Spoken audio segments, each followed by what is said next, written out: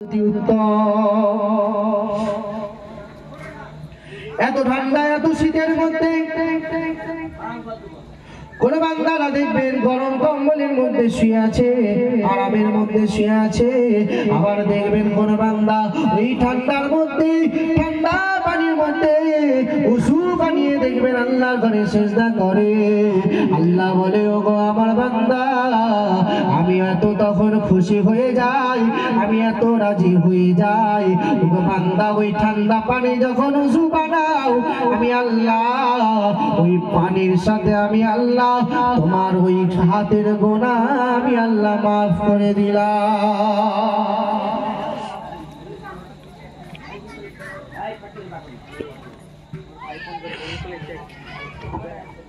আমি আল্লাহ ওই শীতের মধ্যে হাতের গোনাকে আমি আল্লাহ মাফ করে দিলাম।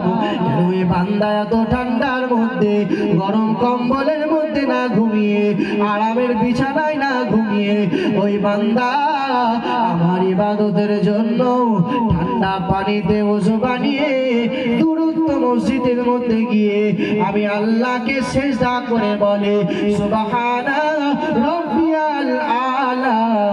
আমি আল্লাহকে আবার বলে, সুবহানা রাব্বিয়াল আযীম। আমি আল্লাহ সুবহানা রাব্বিয়াল আলা, সুবহানা রাব্বিয়াল আযীম।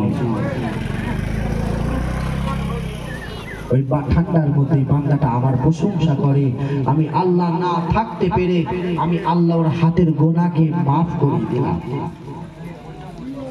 আল্লাহ বলে, এমন বান্দা আছে দেখবে ওই ঠান্ডার মধ্যে গরম বিছানায় ঘুমায়, গরম বিছানার মধ্যে ঘুমিয়ে ঘুমিয়ে ফজরের আযান হয়ে যায়, কিন্তু ফজরের নামাজ পড়ে নাই, ফজরের নামাজ তার কাজা হয়ে যায়, যোহরের নামাজে গিয়ে ফজরের নামাজ আদায় করে আসে। আল্লাহ বলে, ও বান্দা, এ বান্দা ঠান্ডার মধ্যে উঠে আমাকে যখন সিজদা করে, আমি আল্লাহ এত খুশি হয়ে যাই, আমি আল্লাহ এত খুশি হয়ে যাই, আমি আল্লাহ আমার গায়ের